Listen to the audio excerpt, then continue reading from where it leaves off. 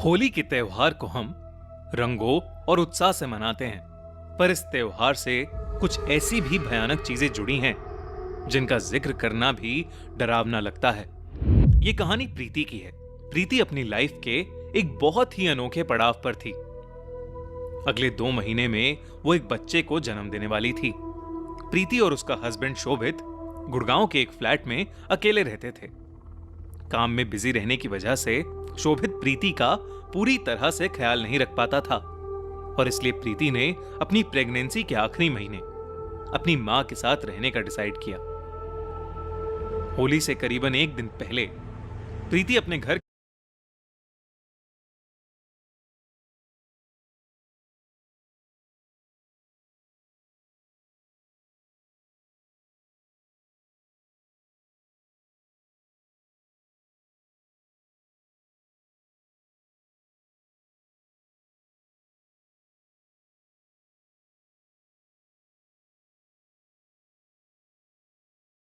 Cab से पहुंची। Location में कुछ प्रॉब्लम होने की वजह से प्रीति को घर के सामने वाली रोड पर उतरना पड़ा।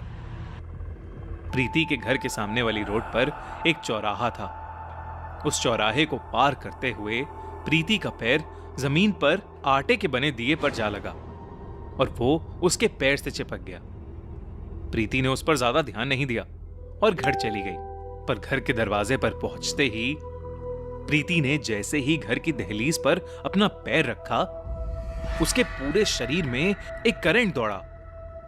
उसे एक जोर का झटका लगा और वो पीछे हो गई। जब तक प्रीति कुछ समझ पाती, उसकी मां घर के गेट पर उसे लेने आ गई। अपनी मां को देखकर प्रीति बेहद खुश हो गई और वो उस झटके को नजरअंदाज करके उनके साथ अंदर चली गई। उसी रात को प्रीति वॉशरूम जाने के लिए रात में उठी। बेड से उठकर वो जैसे ही वॉशरूम की तरफ जाने लगी, उसको पीछे से किसी ने जोर से धक्का मारा। प्रीति उस धक्के से जमीन पर गिर गई और दर्द के मारे उसकी चीख निकल गई। घर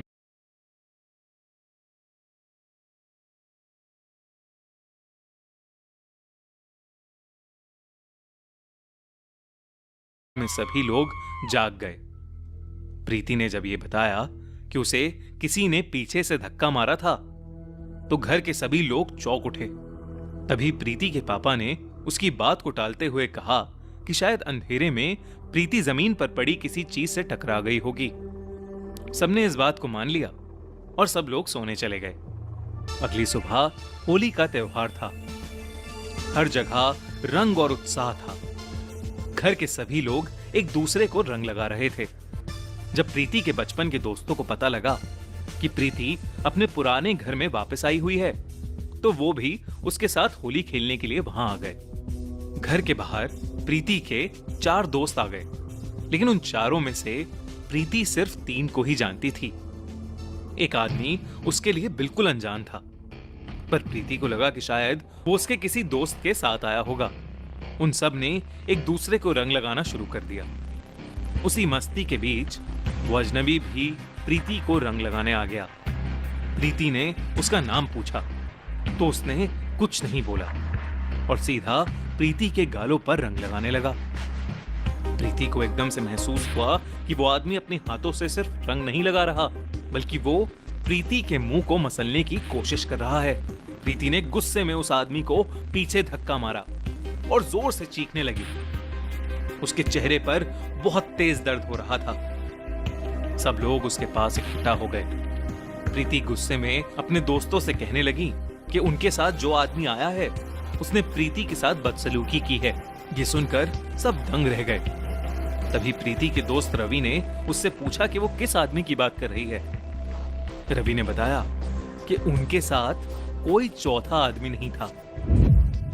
ये सुनकर प्रीति सुन्न पड़ गई। उसे पूरा यकीन था कि उसने एक आदमी को वहां देखा था।